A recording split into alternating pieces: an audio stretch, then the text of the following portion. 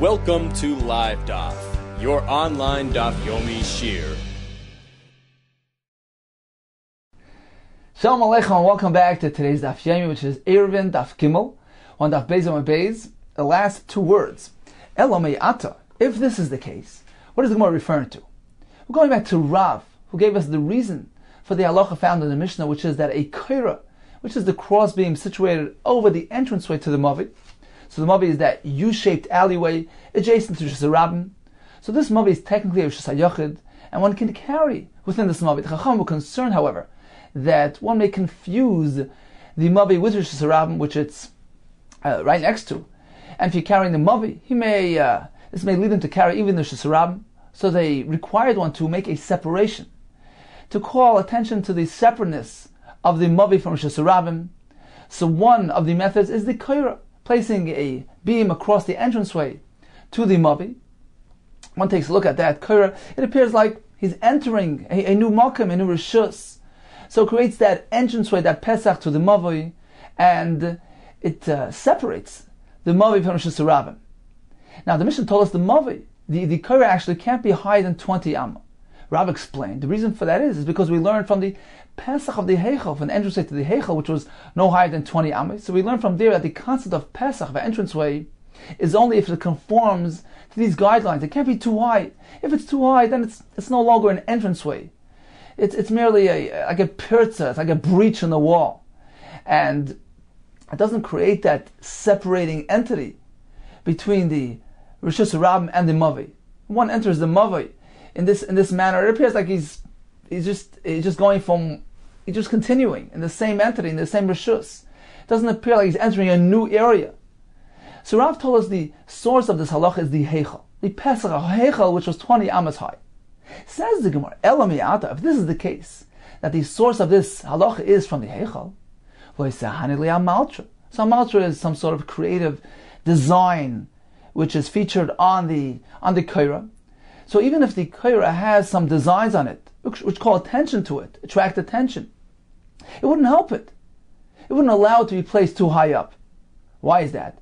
Because we find that even the Heichel featured that. It had some sort of creativity attached to it, featured on the top of the doorway.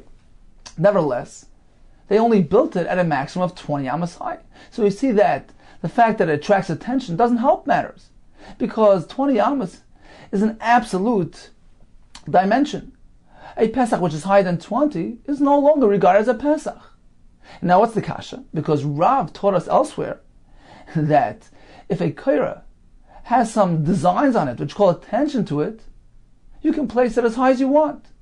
So this in a nutshell is the Gemara coming up. So again, Elomei Ata, if this is the case, that the halacha of 20 amas is learned from Heichel, these designs should not benefit the kaira in any way. Because the Heichel had a malcha. Nevertheless, even though it had the amalcha, it was still only 20 amas high. So you see that amalcha doesn't help matters. The Snan, as we learned, there were 5 of these beams of mila, some type of cedar, it appears like. So the doorway had these 5 beams, one on top of each other. It seems like they were progressively longer, one on top of the other. The higher one was longer than the bottom one, etc. So it had these designs on top of the doorway. Nevertheless, it was only built at a height of 20. So you see that designs don't help matters. Says the Gemara, what kind of kash is it?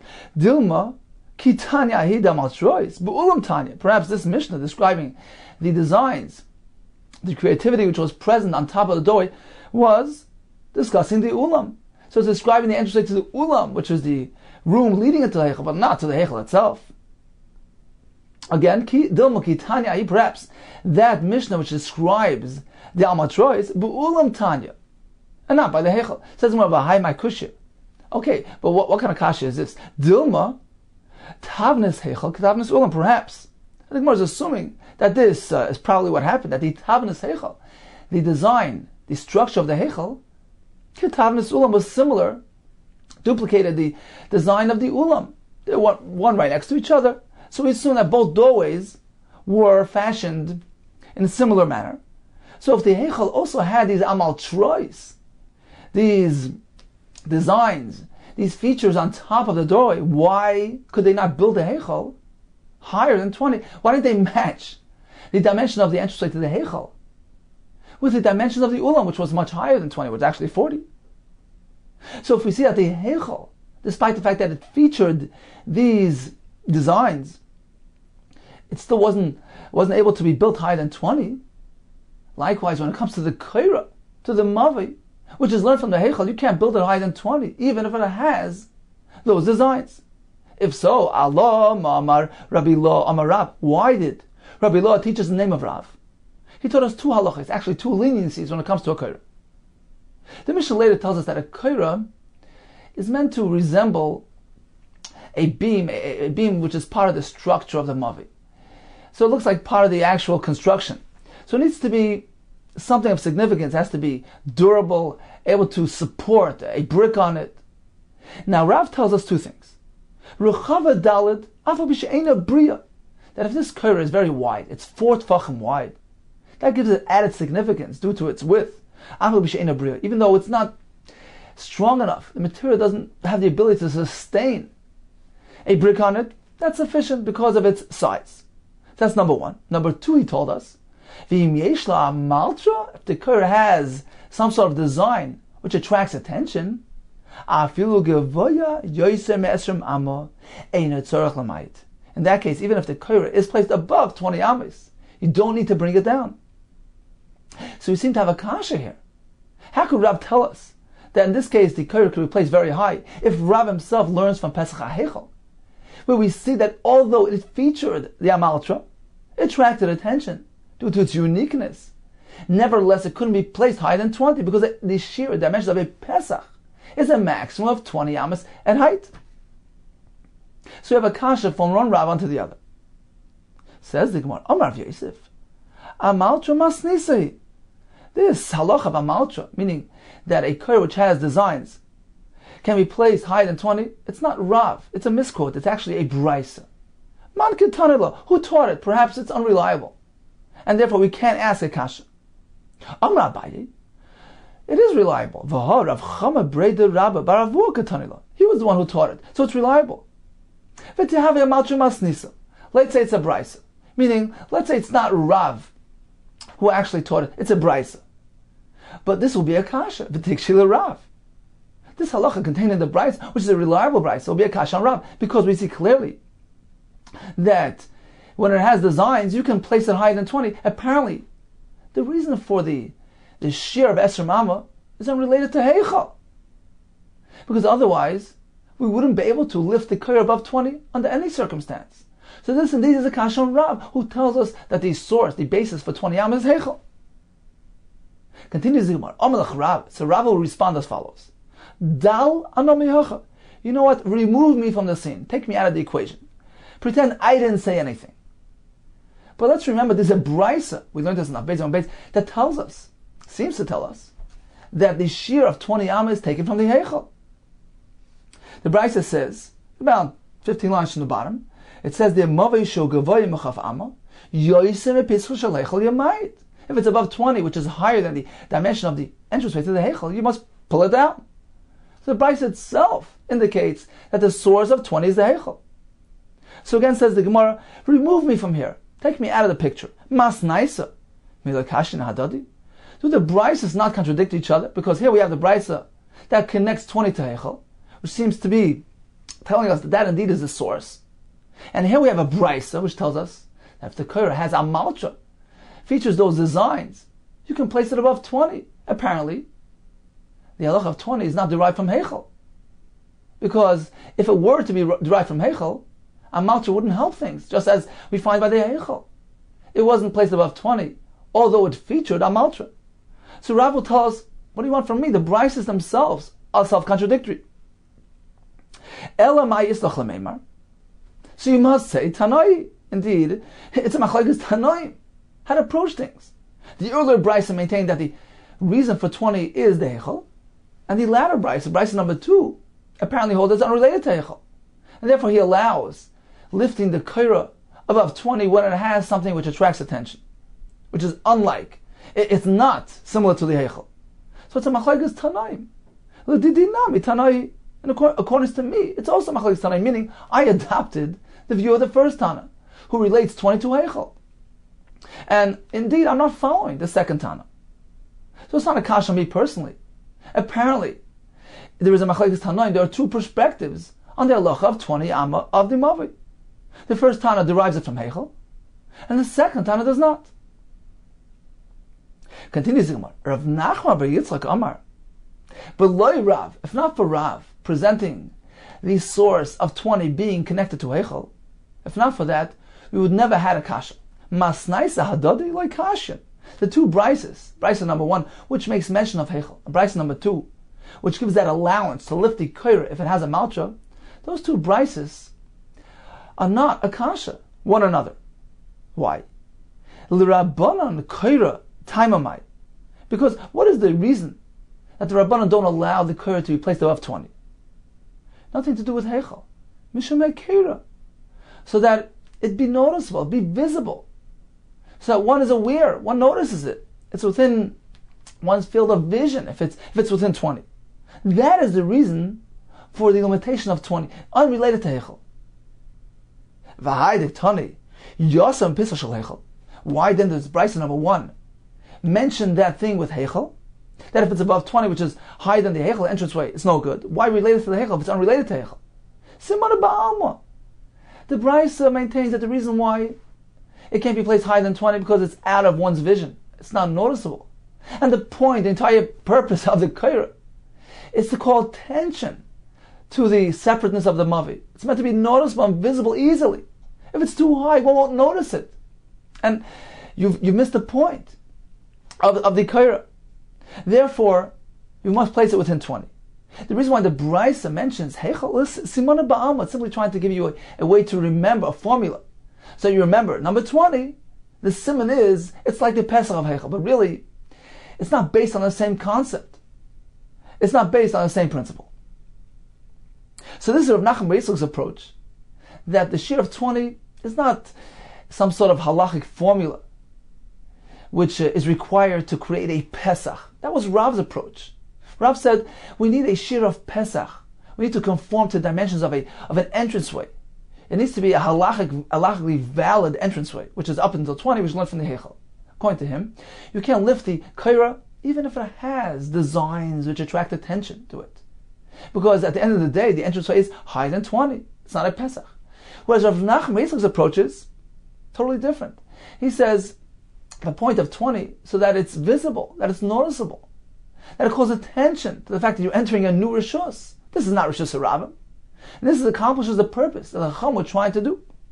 If it's above 20, it defeats the purpose, it's not noticeable. But if that kaira is designed with some sort of feature which attracts special attention, like the Amaltra, in this case, it can be placed even higher, because there will be heker.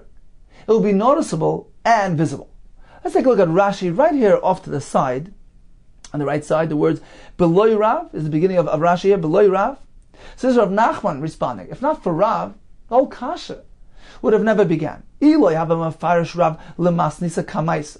If not for the fact that Rav explained the brisa number 1, V'yof Minah, and he learned from it the Rabbanon Meichel Gamri, that the Rabbanon who gave us the limit of 20 learned from Heichel. If not for that, there would never have been any difficulty. Masnaisa hadodi loy kasha. The brisa number 1, which mentions Heichel, and brisa number 2, which allows lifting the kaira due to the fact that it has those designs, it would never have been any kasha, one on the other. The bein lahi masnisin, ubein loha masnisin amalcha, between both brises. Why? Kair l'rabbana tamamai. Why did Chacham require bo toich chaf amma? Why they require to be within 20 amma? B'shem heker. So people will notice. They will know that there was a tikkun done. There was an adjustment done to the mavoi. And nobody will come to confuse things, mix the mavoi, which is a rab. They'll see that as a separate entity. That is the exact reason why Amatra helps. They give it the mistalki inshi. Since people notice it, attracts attention. Even if it's placed way up beyond 20 amas, there's still noticeability and visibility, and it accomplishes the purpose. If so, we have one thing to answer. Why does Brisa number 1 make mention of Heichel? Why does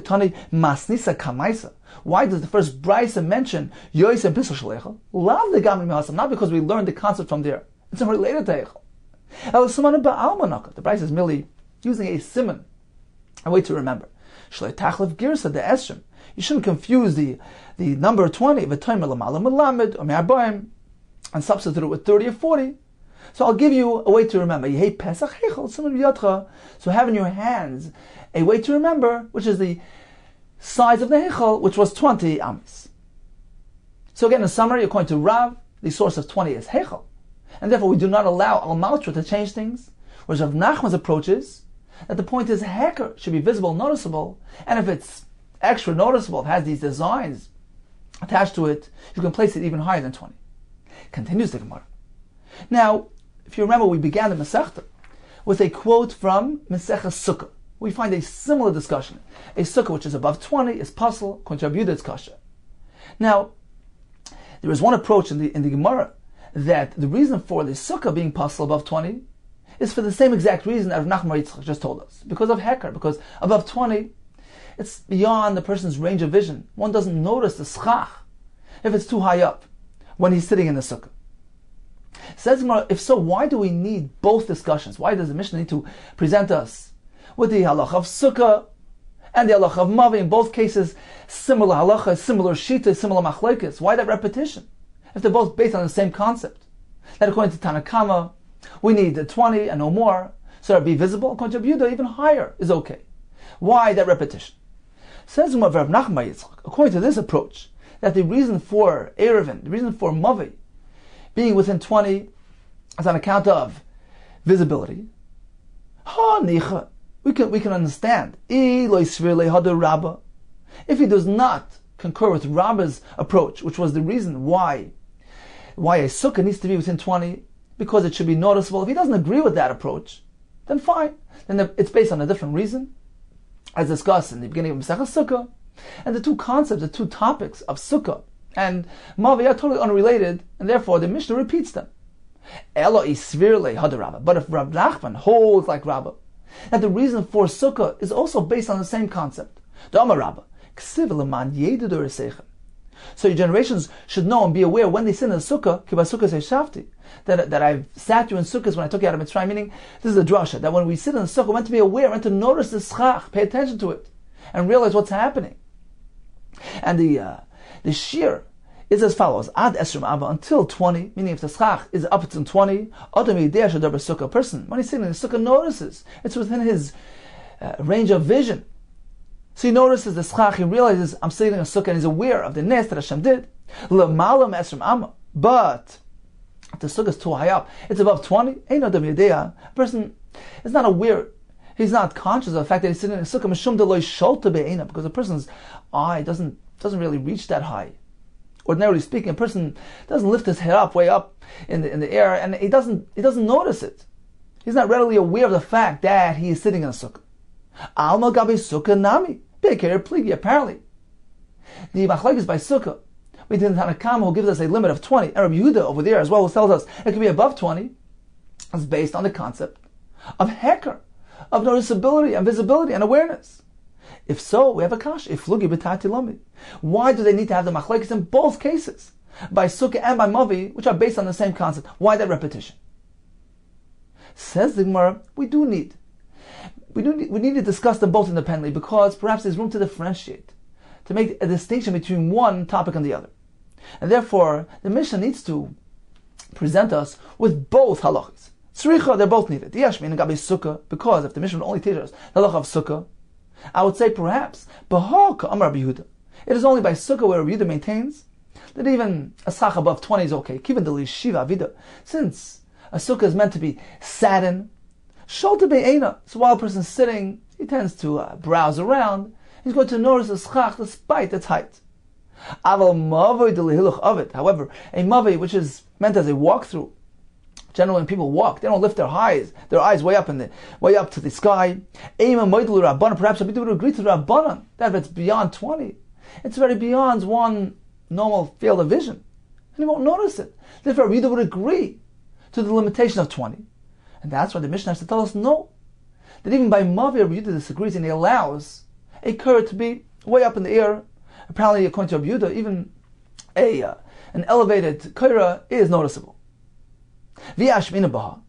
And the same in the reverse. If the Mishnah would teach us the halacha by Mavi, perhaps I would say baha kami rabbanon. It is only over here that rabbanon give us a limit of 20. Because while a person is walking, he doesn't generally notice something high up in the air. Ava bahach. But by sukkah ema, perhaps I would say moidule the Rabbi Yehuda, they will give to Rabbi Yehuda that when one is in a sitting position, he will notice something more easily, even if it's up in the air. Perhaps they would agree to Rabbi Yehuda that a schach which is beyond 20 is fine. Tzricha, that's why the Mishnah needs to present us both topics, sukkah and mavi, to teach us that there is machlokes by both of them. Continues the Gemara. So we discussed the amaltra, which is present on the Korah. Maya Maltra, how exactly do we describe this design? We have two approaches. Rav Chama Breid Rabba Baravu Amar Kini. These are designs which resemble bird nests, they're highly unusual and attract attention. Ki also Rav Dibi Amar, when he came, he said, Amri B'Marava. In the West, in Eretz Yisrael, they explained Piski or Paski de Arza, pieces of poles, of erez, of cedar, which are attached to that Korah, and somehow they also attract attention. Says the Gemara, Piski de Arza, the view that translated as pieces of cedar. So if he holds that this is attractive, this attracts attention, Koshken Kini, certainly if they're designs resembling bird nests, which are highly unusual, and make a splash, attract attention, of course, that would benefit the Korah when allowed to be placed way up in the air. However, Mandamar Kini, the Shita that explained it to be bird nests, Aval Piski de Arzaloi. He holds that merely having pieces of cedar there are not sufficient to attract attention and do not benefit us in any way. Says Romanda, Omar Piski de Arza. According to the Shita that holds that pieces of cedar are sufficient, why are they machshir the Korah which is up in the air?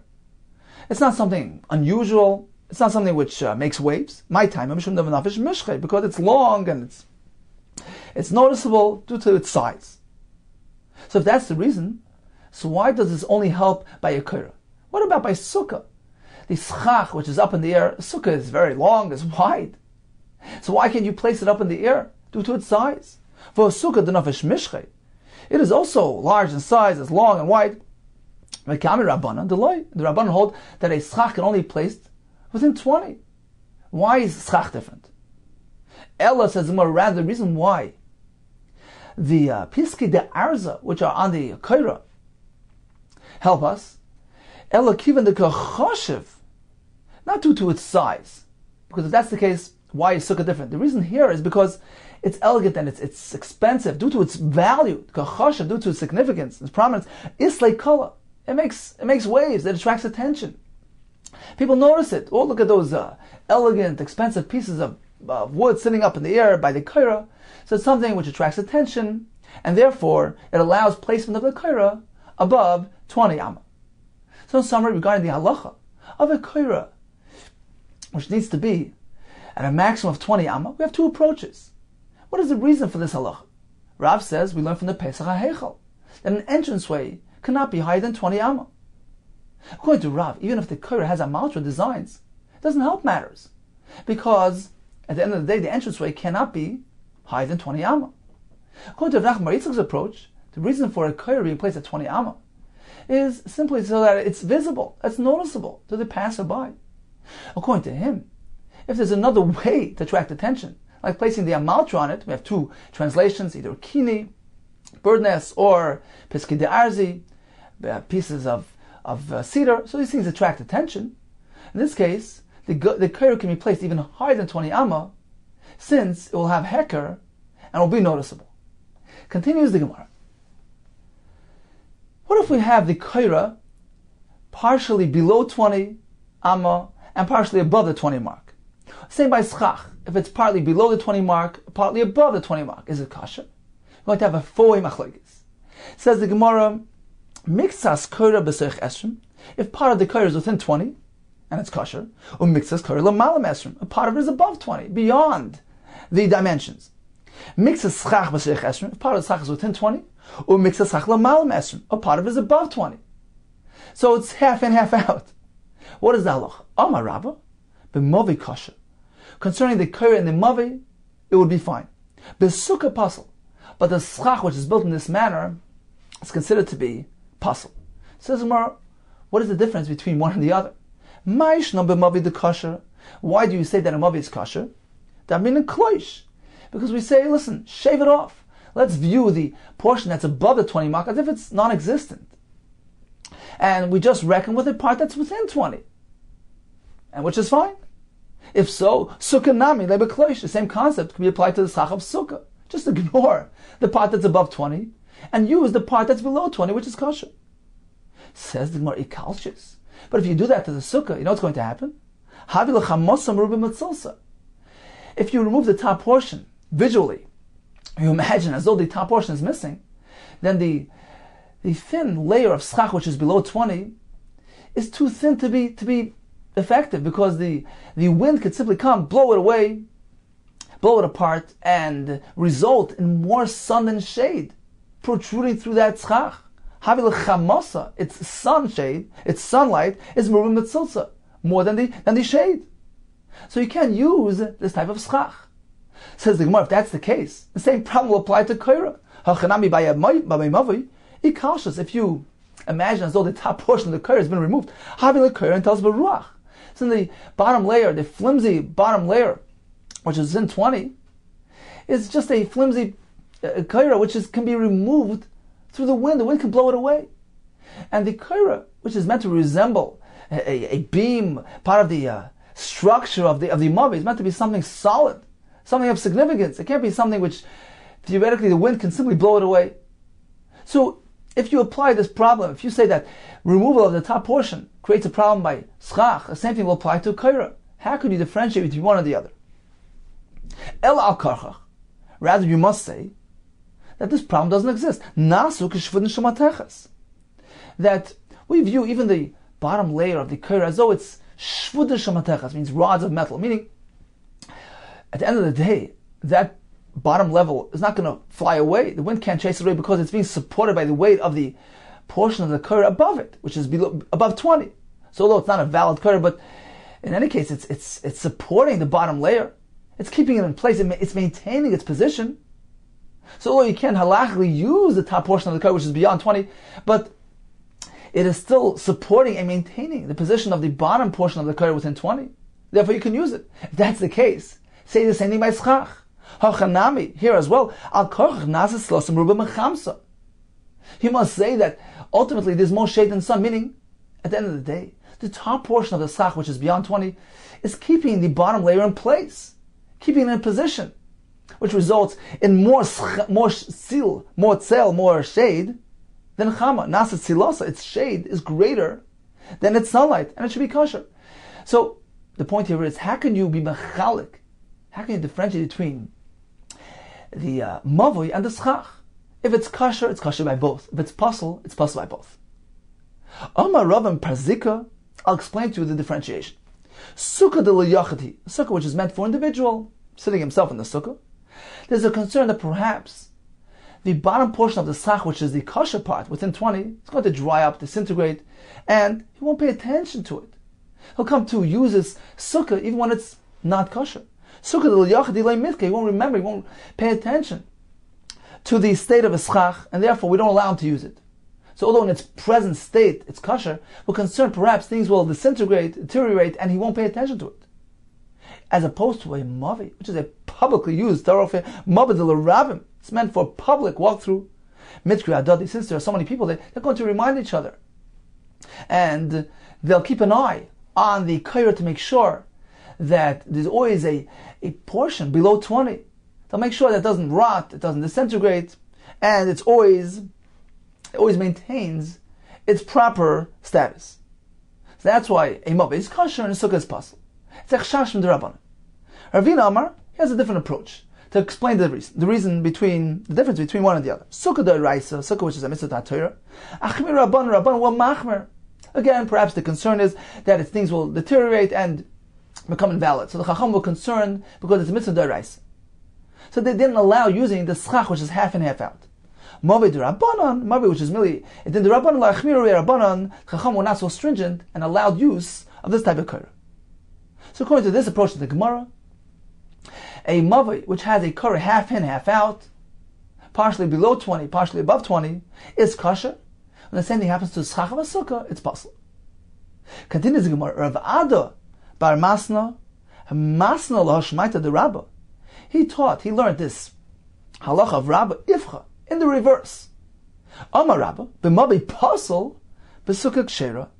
So when we have the Korah in the Mavi, it's possible in this manner, as opposed to sukkah, which will be kosher. So he switched things around. The one will ask, basically using the same kasha as before, but just in the reverse. Ma'ishna sukkah the kshera. Why do you say by sukkah it's kosher? That means kleish, because you view the top portion of the schach, which is above 20, which is not kosher, as though it's shaved off and not around. But mavi nami lebe kleish, the same thing we can do to a mavi. Shave off the top of the Korah, consider it to be non-existent, and merely use the bottom portion. Says Gemara cautious, but if you do that, havila Korah and tells baruch. It's a thin, flimsy Korah which can be blown away by the wind, and it's ineffective. So you can't say that. Hachanami, but if so, by sukkah as well, cautious. If you remove the top portion of the schach, havila chamasimir b'tzilsa. The wind can come along, blow around the flimsy bottom layer, and create more sun than shade. So if you imagine the top portion as though it's not present, the bottom portion is ineffective. Says the Gemara, El al-Karch, so you must say, Nasis lasam ruba machamsa, that ultimately there's more sun there's more shade than sun, due to the fact that the upper level of the schach is maintaining the bottom level in place. Hachanami, if that's the case, by sukkah, apply the same thing to mavi. Al-Karch nasu kishvun shemateches. Let's view the bottom layer of the Korah as though it's metal. It's durable. It's not going anywhere because the top portion is maintaining it and keeping it in place. So how can you differentiate between sukkah and mavi? Amar Rav and Prazika, I'll explain to you the difference. Sukkah de l'yachati, he's going to say similar svaras, but now in the reverse.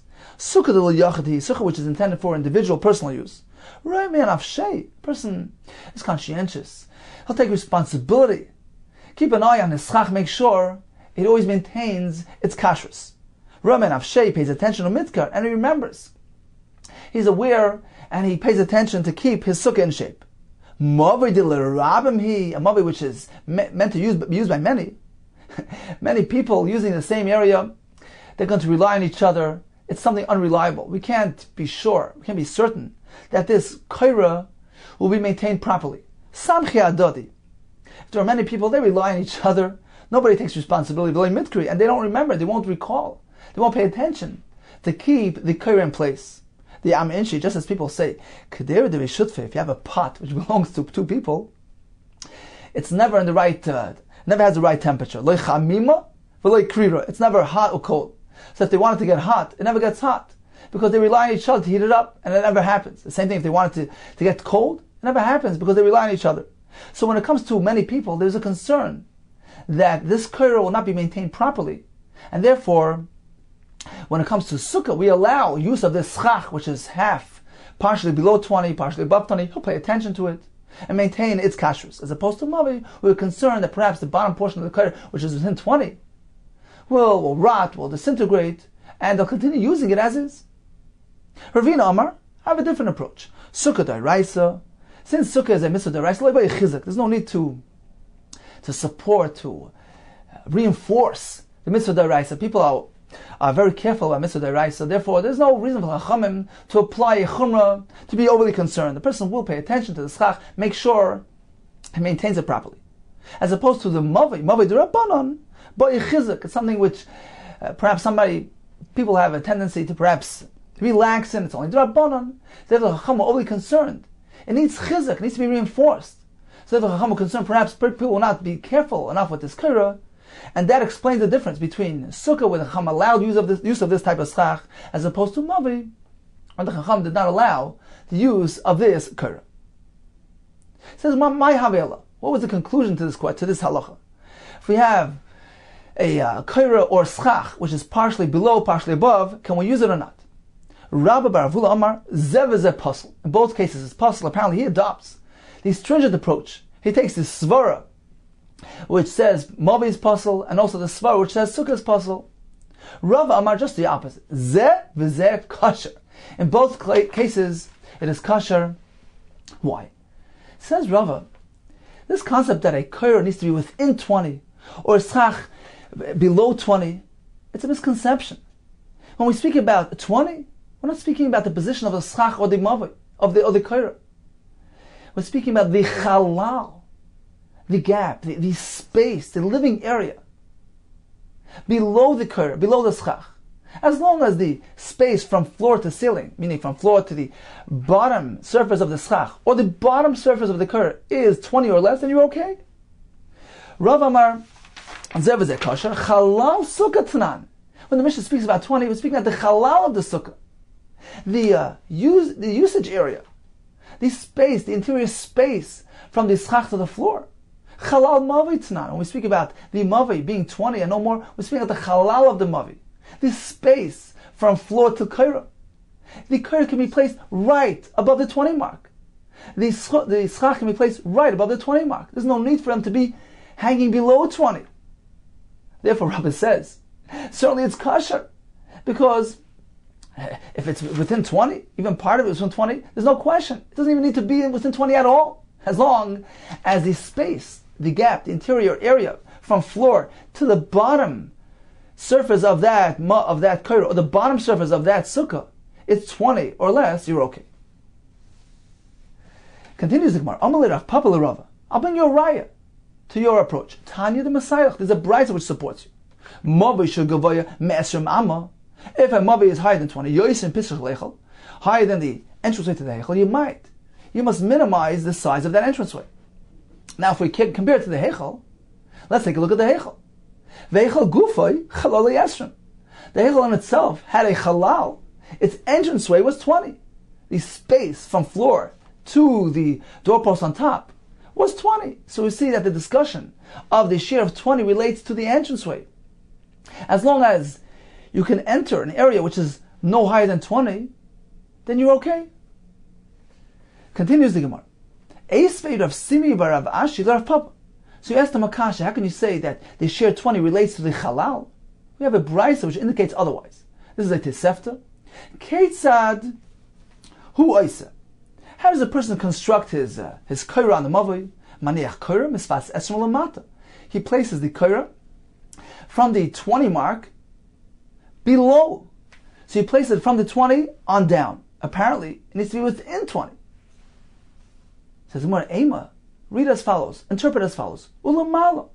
It can be placed at point 20 and above. Meaning as long as it's resting at the 20 mark, you're okay, even though the koyer really extends above. Says the Gemara, how can you say lamala? For lamata ktani, the brayso clearly says lamata. Says the Gemara, the word lamata here is not a reference to the koyer which is placed at 20. The point here is to teach us another halacha. We know that there's a minimum as well. Just as there's a maximum, it can't be beyond 20. The koyer can't be placed within 10 tefachim to the ground below.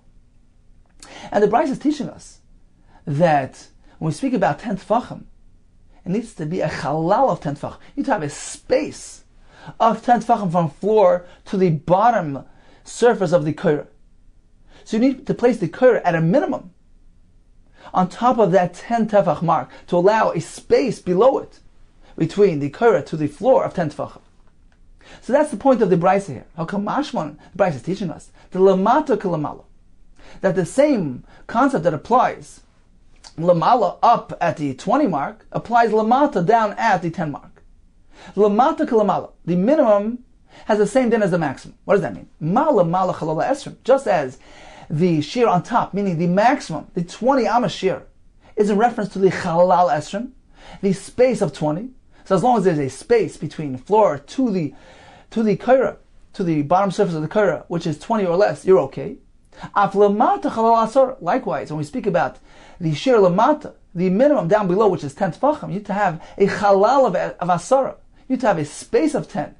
You need to allow a space of 10 tefachim from the ground below to the bottom surface of the koyer. But certainly, when we give shiurim of 10 tefachim, of 20 tefachim, we're not speaking about placing the koyer within 20, but rather we're speaking about the space, the dimensions of the gap, of the area, of the halal, of the entranceway. And as long as it's 20 or less, it is kosher.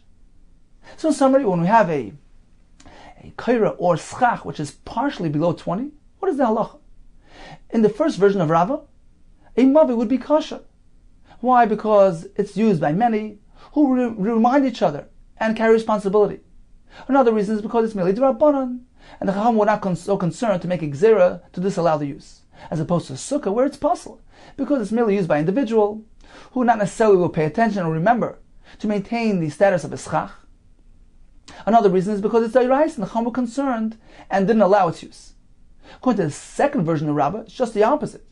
When it comes to the curry by mavi, it's possible because it's used by many who rely on each other, don't take responsibility, or because it's a din d'Rabbanan which requires reinforcement, as opposed to sukkah, where it's kosher because it's meant for individual use, who will pay attention to the state of ischach, or because it's a din d'Oraisa, which does not require reinforcement. According to Rabbi Bar Avhula, in both cases it's possible.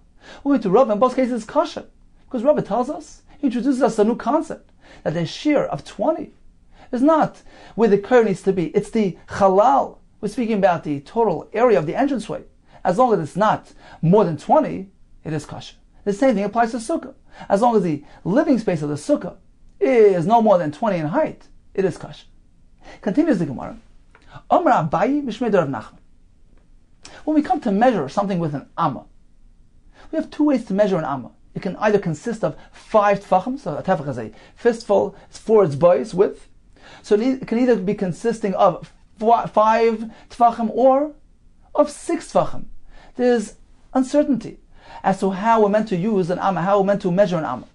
Therefore, it says Abaye in the name of Nachman, we go the chumrah. We apply it in a stringent manner.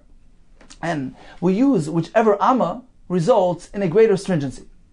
Amar Abaye Mishmei Rav Nachman. Amas sukkah, amas mavi, when we measure the amma by a sukkah, for instance, the height of the sukkah, which is a maximum of 20 amas, amas mavi, for instance, the height of the mavi, which is a maximum of 20 amas, bas chamisha. In this case, we're going to use the amma which consists of 5 tfachim, which is a chumrah, because if the sukkah is merely 20 amas high, small amas, it has already reached its maximum. So in this case, it's a chumrah. Amas kilayim, in contrast to the amma which is employed by the halach of kilayim, which means mixing planting two species together. In that case, when we measure using an amma, we use a larger size amma, but amma shisha, we use an amma which contains 6 tvachim, which will result in a chumrah. So since it's a suffix which one to use, we apply the amma which results in a chumrah. Explains the Gemara. Amas mavi ba'amma bas chamisha. When you just said that when it comes to measuring the amma of a mavi, we apply the smaller size amma, the amma that consists of 5 tvachim. How exactly are you applying this? What are you measuring? For instance, the height of the mavi. So once you've reached 20 amas, small size amas, that's it, that's the maximum. So it's a chumrah, because you're using small amas. Only pirtzis mavi. Or when it comes to the breach in the mavi, we know that a break in the wall, which is wider than 10 amas, is considered to be a pirza, and nullifies the mechitza.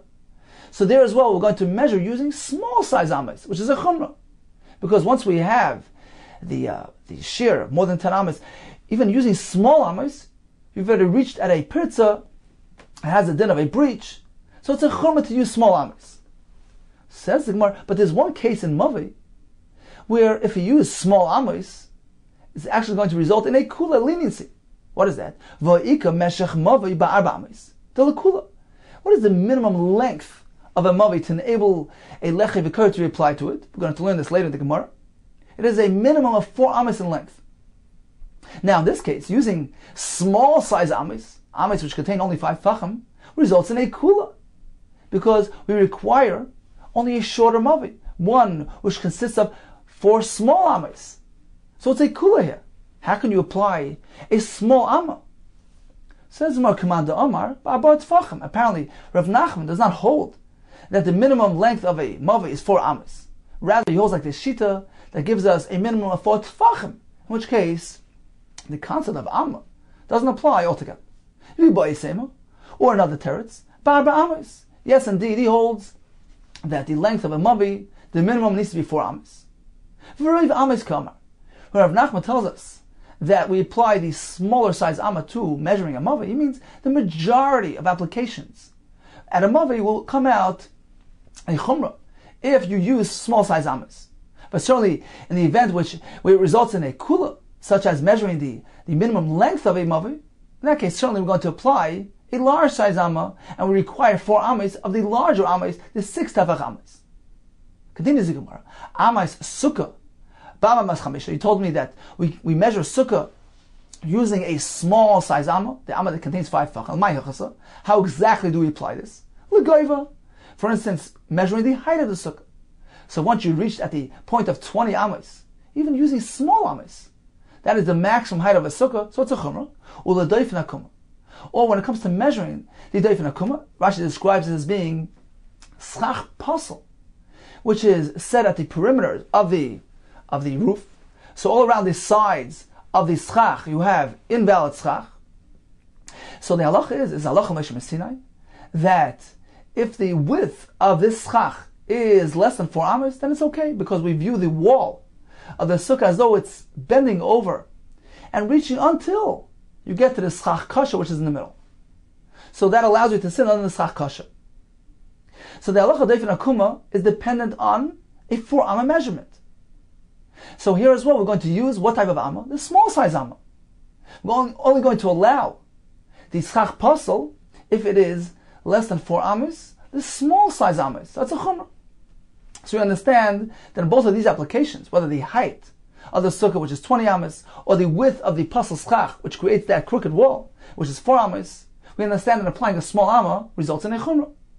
Says the Gemara, but there's one scenario in sukkah where applying a small amma will result in a leniency. Va'ika meshach sukkah, the width, the dimension of the sukkah, the width and the length of the sukkah is be'arba amas, which is measured using 4 amas. The kula. In this case, using a small amma is a kula, because you only require 4 amas, the small amas. The Sanya, as we learned, Rebbe Oimani, I hold, kol sukkah, she'ein bo dalad amas, al dalad amas, psula, a sukkah which does not have a dimension of 4 amas length by 4 amas wide is possible. So applying a small amma in this case is a kula. How can you do that? So it's makar Rabbanon.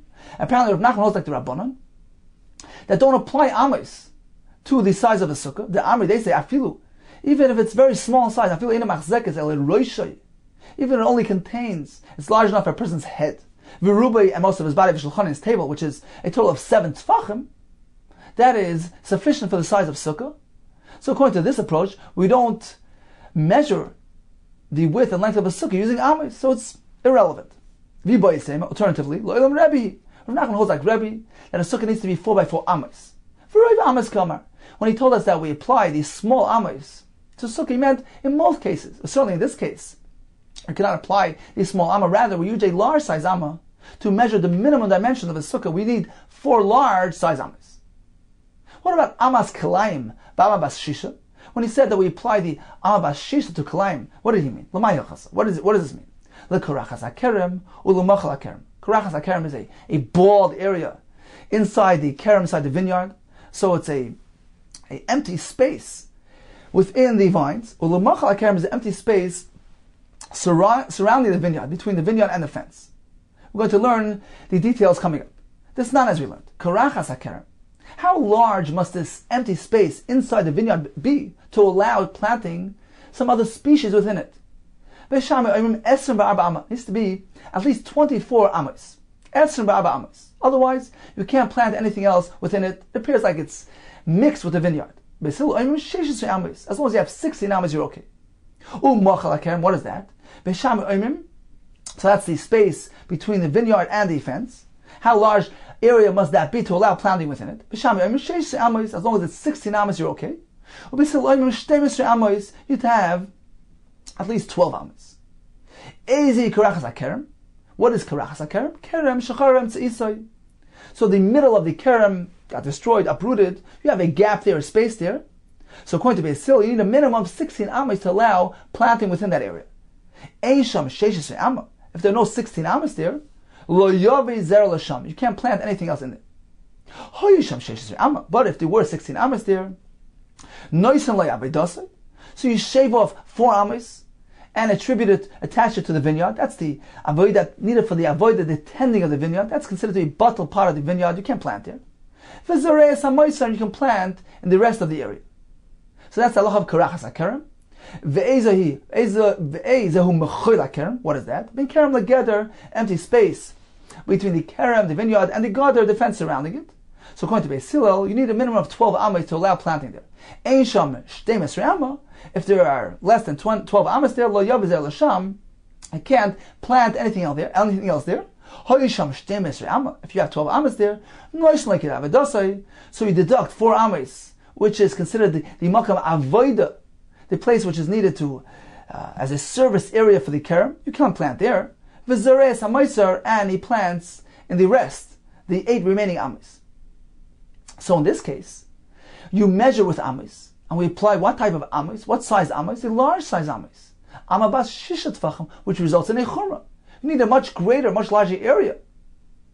So for instance, when you're measuring 16 amas or 12 amas, you need 16 large amas to allow planting within this area. Says the Gemara, but there's one scenario by Kilayim, in which case it comes out a leniency. If we use large amas, va'ikar ritzufim barba amas, dilakula. There's a halacha of ritzufim if the vines, if the rows are too close to each other. They're meant to have a distance of 4 amas to allow the service people to come through. But if they're planted in close proximity within 4 amas, Reb Shimon maintains it doesn't have the status of a vineyard. So in this case, using large size amas results in a kula, a leniency. Why? Because according to Reb Shimon, if they're planted too close to each other, if you don't have a distance of 4 amas, 4 large size amas, it is not regarded as a kerem, and you allow planting there. So in this case, using a large amma results in a kula. How can you do that? Again, va'ikar ritzufim. These are the rows planted too close to each other by Abba Amis. When we apply the concept of Abba Amis, the Lekula, it results in a Kula, this nan. Kerem anatua al pachas ma Abba Amis. If the vineyard, the rows were planted in a arrangement where they were within 4 amas of each other, Reb Shimon, any kerem, it doesn't have the status of a kerem, and you don't need to distance yourself. The shiur, which is generally required by a kerem, the chamamim kerem. Chum say yes, it is a kerem. Why? We visualize the ones in the middle which are causing the crowding, kilu einam, as though they're non-existent because they're slated for removal. So the kashi is according to Reb Shimon, if there are less than 4 amas between the rows, it doesn't have a din of a kerem, and if you apply a large size amma, it's going to be a kula here. Says Makra Rabbanan. Rav Nachman apparently holds like the Rabbanan, who does not hold of this concept of 4 amas between the vines creating a problem. Kerabbanan, the Amri have a kerem. They hold that irrelevant of the distance, it's a kerem. Another pshat. Certainly Rav Nachman holds like Rav Shimon that the rows are too close to each other. That doesn't constitute a legally valid kerem. However, when he said that when we measure kalayim, we use a large size amma, he meant in most cases, meaning only when it results in a chumrah. But in the case of the ritzufim, certainly we're going to apply a small size amma. So this is Abayi's approach in the name of Rav Nachman. We have 2 types of amas, one which consists of 5 tfachim, one which consists of 6 tfachim. Continues the Gemara. V'Rava, Mishmei Rav Nachman Amar, he taught in the name of Rav Nachman a bit differently. Kol amas, ba'ama bas shisha, all amas consist of 6 tfachim. But there are larger size amas, and there are smaller size amas. How? Ella halalu seichakos, the larger size amas employ and consist of tfachim, which are seichakos, which are loose, which are smiling, meaning the fingers are loosely configured next to each other, which results in a larger size amma. And the smaller size ammas, they're consisting of tfachim, which are measured at seves, sad ones, constricted, meaning the fingers tightly fastened next to each other, which results in a smaller size amma. And how do we measure ammas? Which one do we apply? Depending on the situation, it must result in a chumrah, in accordance with Abayi's formula. So by Mavi and by Sukkah, we apply the smaller size amma, and by Kalayim, the larger size amma. So in summary, regarding a Shiur amma, we learned the name of Rav Nachman, we always go to the chumrah. According to Abayi, when it comes to Sukkah and Mavi, we use a 5 tefach amma. By Kalayim, a 6 tefach amma. According to Rava, the tefach always has 6 tefachim. By Mavi and Sukkah, we use the sad amma, the smaller one. And by Kalayim, the happy one, the broader one. Okay, time for a brief review of today's daf. We began discussing the maximum height of a mavi, which is 20 amas. We have 2 approaches. Rav says we learn from the Pesach of Heichel, and therefore, even if it has a design and attracts attention, it can't go higher than 20. According to Nachman Yitzchak, the point is visibility and noticeability from heker. So if it has some sort of design which attracts attention, it can be even way up in the air. We learned about a kaira or schach, which is partially within 20. According to Rabbah in the first version, when it comes to Mavi, it's kosher, sukkah is pasul. The second version of Rabbah was just the reverse. Mavi is pasul, sukkah is kosher. According to Rabbi Ravula, in both cases it's pasul. According to Rav, in both cases it's kosher, because the gap, it's the halal that we're speaking about. The Gemara concluded, we have two ways of measuring an amma, and we always go l'chumrah.